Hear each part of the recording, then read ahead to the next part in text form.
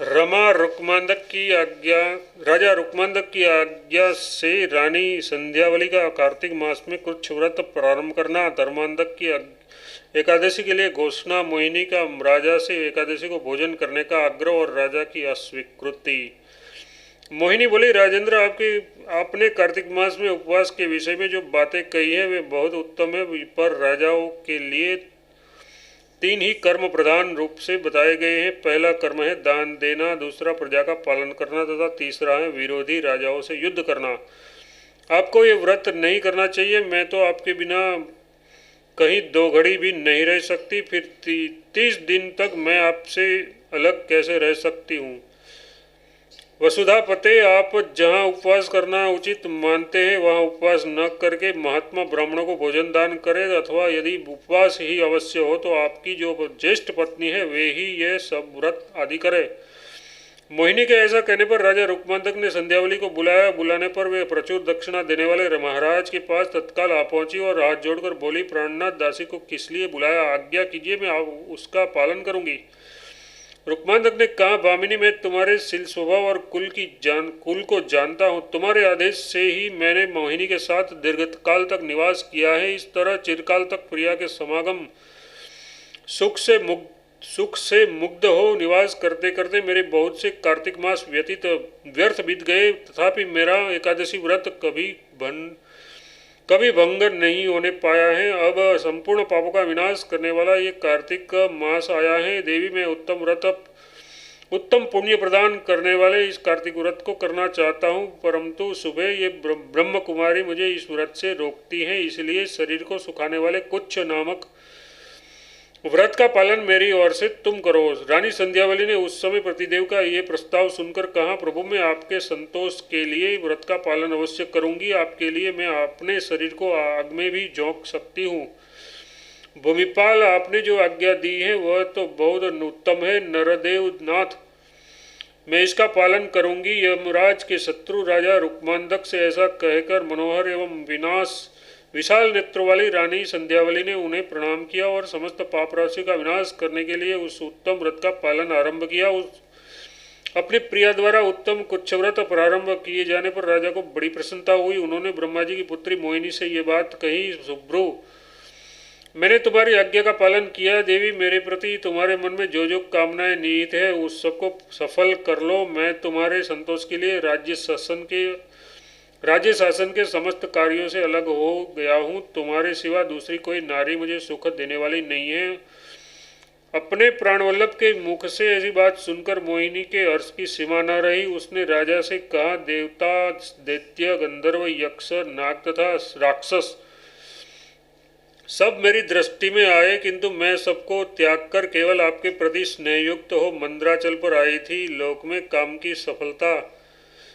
सफलता इसी में है कि प्रिया और प्रियतम दोनों एक चित्त हो, परस्पर एक दूसरे को चाहते हो। उस समय महाराज रुक्मांधक के कानों में डंके की चोट सुनाई दी, जो मतवाले गजराज के मस्तक पर रखकर धर्मांधक के आदेश से बजाया जा रहा था। उस पटह ध्यान के ध्वनि के साथ ये घोषणा हो रही थी कि लोगों, एक कल प्रातः काल से भगवान विष्णु का दिन एकादशी है, अतः आज केवल एक समय भोजन करके रहो। क्षार नमक छोड़ दो, सबके सब हविष्यान का भोजन करो, भूमि पर शयन करो, स्त्री संगम से दूर रहो और पुराण पुरुषोत्तम देवदेवेश्वर भगवान विष्णु का स्मरण करो। आज एक समय भोजन करके कल दिन रात उपवास करना होगा। ऐसा करने से तुम्हारे लिए श्राद्ध चाहिए न किया गया हो, तुम्हें पिंड न मिला हो और तुम्हारे पुत्र गया में जाकर श्राद्ध न कर सके हो, तो भी तुम्हें भगवान श्री हरि के वैकुंठ धाम की प्राप्ति होगी। ये कार्तिक शुक्ला एकादशी भगवान श्री हरि की निद्रा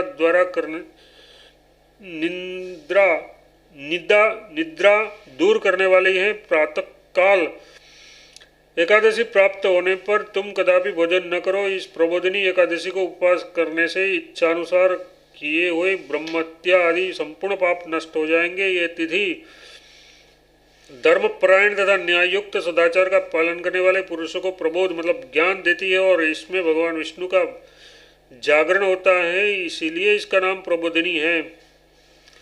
इस एकादशी को जो एक बार भी भोजन कर लेता है वह मनुष्य फिर संसार में, एक बार भी उपवास कर लेता है वह मनुष्य फिर संसार में जन्म नहीं लेता। मनुष्य इस तुम अपने वैभव के अनुसार इस एकादशी को चक्र सुदर्शनधारी भगवान विष्णु की पूजा करो। वस्त्र, उत्तम चंदन, रोली, पुष्प, धूप, दीप तथा हृदय को अत्यंत प्रिय लगने वाले सुंदर फल एवं उत्तम गंध के द्वारा भगवान श्रीहरि के चरणार बिंदु की अर्चना करो, जो भगवान विष्णु का लोक प्रदान करने वाले मेरे इस धर्म सम्मत वचन का पालन करेगा, निश्चय ही उसे कठोर दंड दिया जाएगा। इस प्रकार मेघ के समान गंभीर शब्द करने वाले नगाड़ों को बजाकर जब उस घोषणा की जा रही थी, उस समय वे भोपाल मोहिनी की सैया छोड़कर उठ गए। फिर मोहिनी को मधुर वचनों से सांत्वना देते हुए बोले, देवी, कल प्रातःकाल पापनाशक एकादशी तिथि होगी, अतः आज मैं संयम पूर्वक रहूंगा। तुम्हारी आज्ञा में मैंने कुछ व्रत तो संध्यावली देवी के द्वारा कराया है, किंतु ये प्रबोधिनी एकादशी मुझे स्वयं भी करनी है। ये संपूर्ण पाप बंधनों का उच्छेद करने वाली तथा उत्तम गति देने वाली है। अतः मोहिनी देवी, आज मैं हविष्य भोजन करूंगा और संयम नियम से रहूंगा। विशाल लोचने, तुम भी मेरे साथ उपवास पूर्वक समस्त इंद्रियों के स्वामी भगवान अधोक्षज की आराधना करो, जिससे निवारण पद को प्राप्त करोगी।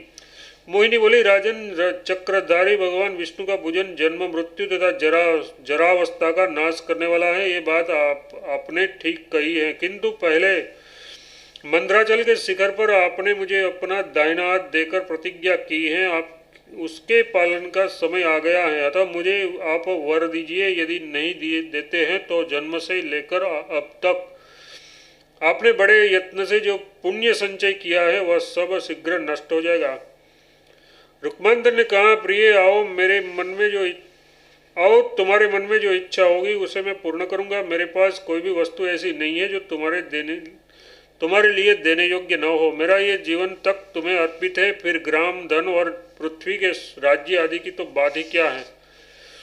मोहिनी बोले, राजन, यदि मैं आपकी प्रिया हूँ तो आप एकादशी के दिन उपवास न करें और भोजन करें। यही वर मुझे देना चाहिए।